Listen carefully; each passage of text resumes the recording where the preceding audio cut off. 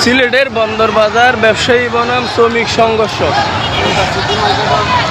City মার্কেটের ব্যবসায়ী বনাম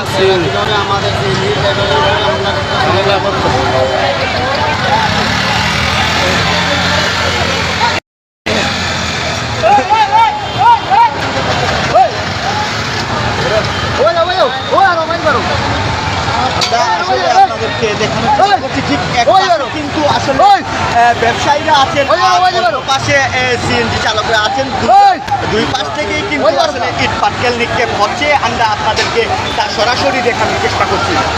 আমরা দাঁড়িয়ে আছি সিলেট নগরীর বন্দরবাজার এলাকায়, যেখানে বন্দরবাজার এলাকার কামরান চত্বর এলাকায়। আমরা আপনাদেরকে